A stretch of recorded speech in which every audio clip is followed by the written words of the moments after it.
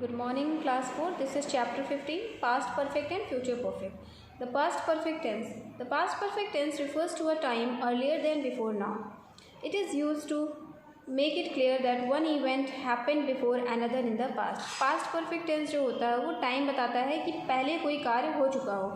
It is used to make clear, ये इस बात को बिल्कुल क्लियर कर देता है कि कोई event one event happened before another, मतलब उस घटना घटने से पहले एक घटना और हुई है पास्ट में. It does not matter which event is mentioned first. इसमें ये नहीं बताया जाता कि कौन सी घटना पहले घटी है. The tens make it clear which one happened first.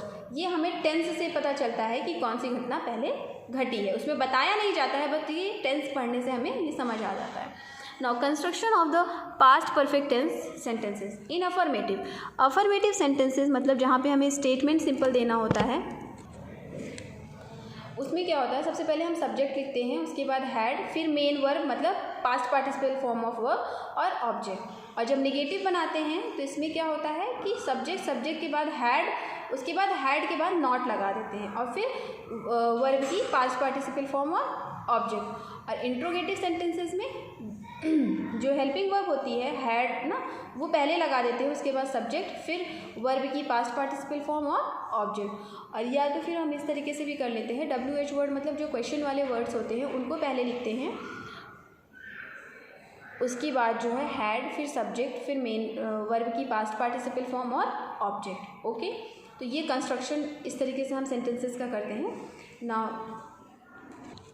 Now let's read these sentences carefully. He had taken the exam last year. A thief had stolen my watch. He had not taken the exam last year. A thief had not stolen my watch. यहाँ पे देखिए ये sentence किस में है, affirmative में है, और ये नॉट वाला ये नेगेटिव में हो गया. ठीक है, अब यहाँ पे देखिए had he taken the exam last year, ये किस में हो गया, इंट्रोगेटिव में है. Who had stolen my watch, WH word लगा के, WH वर्ड मतलब हु, वॉट, विच. ठीक है, who had stolen my watch, ये इंट्रोगेटिव में है. Okay, now uses of the past perfect tense. A completed action before something else in the past, कोई action past में हो चुका हो. When we arrive the film had started. अब देखिए ये एक्शन हो चुका है, हम जब वहाँ पहुँचे तो मूवी जो है वो स्टार्ट हो चुकी थी. Now second one, good to know. People do not use the past perfect in above sentences very often. For example, they will say, after I washed my car, I went to fill up. जैसे हम लोग कोई भी sentence बोलेंगे तो हम क्या कहेंगे, after I washed my car, I went to fill up. Rather than, उसके बावजूद after I had washed my car, second तरीके से हम इस तरीके से भी लिख सकते हैं, After I washed my car, I went to fill up. This is because after and before, after और before क्या बताता है, टाइम बताता है, पहले एक्शन कौन सा हुआ. Tell the listener which action happened first. ये बताता है कि कौन सा एक्शन पहले हुआ. Still keep in mind that it is better to use the past perfect, especially in written English or when writing exams. To explain or give a reason for something in the past. कोई भी past में कोई action हुआ है उसके लिए reason देने के लिए, एक्सप्लेन करना, उसके लिए भी हम यूज़ करते हैं. जैसे I had eaten dinner so I wasn't hungry. मैंने डिनर कर लिया था इसलिए मुझे भूख नहीं लगी थी. It had snowed in the night. रात में काफ़ी स्नोफॉल हुआ. So the bus didn't arrive. इसलिए बस नहीं आई.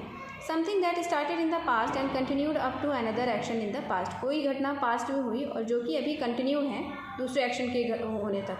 When he graduated he had been in London for 6 years. जब वो ग्रेजुएट हुआ था तब वो लंदन में 6 साल रह चुका था. Now come on to exercise A. Put the verbs into the correct past perfect form.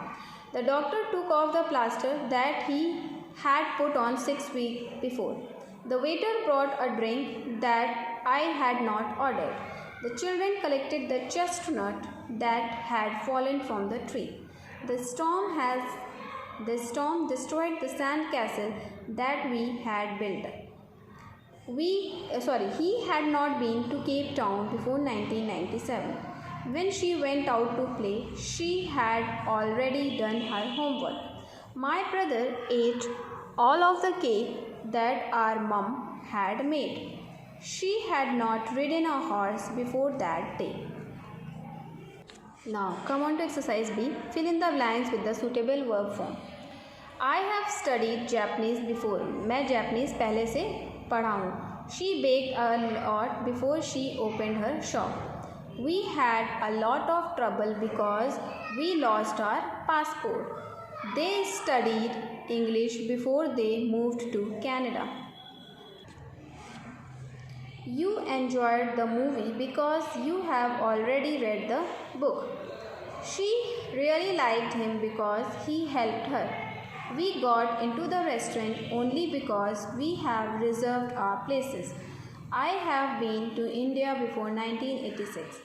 Chris owned that car for 5 years before he sold it.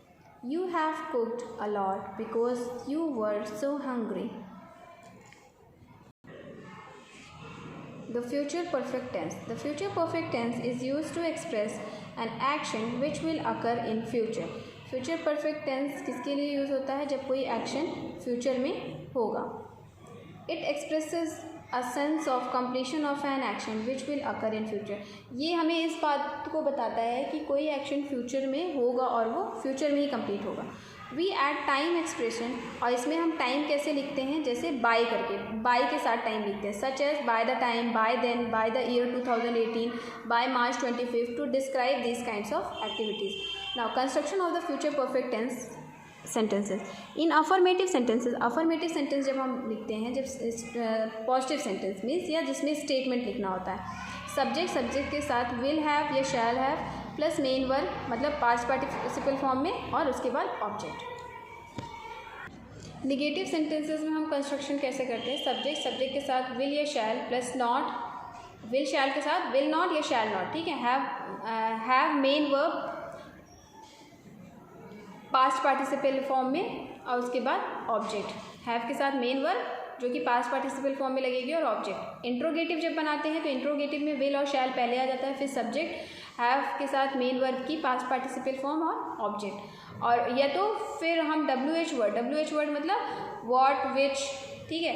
ये जो वर्ड्स होते हैं उनको WH, मतलब जिसमें हम क्वेश्चन वाले जो वर्ड्स होते हैं उनको WH वर्ड बोलते हैं. उसके साथ विल और shall, subject plus have plus main verb की पास्ट पार्टिसिपल फॉर्म और object. Read these sentences carefully. She will have finished the work by Wednesday. I shall have left for home by the time he gets up.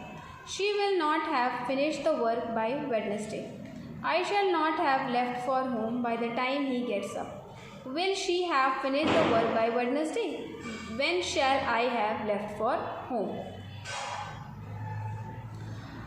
जैसे यहाँ पे देखिए, she will have finish the work by Wednesday, ये statement है, affirmative में है. इसका negative क्या है? She will not have finish the work by Wednesday. और इसका इंट्रोगेटिव क्या है? Will she have finish the work by Wednesday.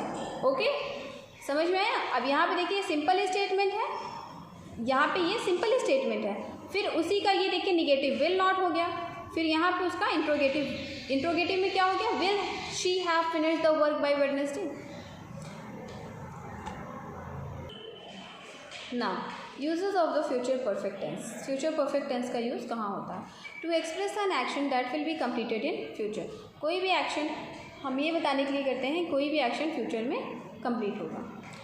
Read these sentences carefully. She will have cooked dinner by the time her husband repairs the car. By the time you arrive, my foreign guest will have left.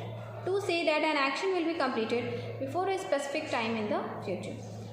Read these sentences carefully. By 10 o'clock, I will have finished the translation. By the end of the month, we will have finished the course. To express what we think or guess has probably happened in the recent past. Read these sentences carefully. They will probably have returned from their vacation. I suppose you will have heard the news of the day. Now, fill in the verb with in bracket in future perfect form.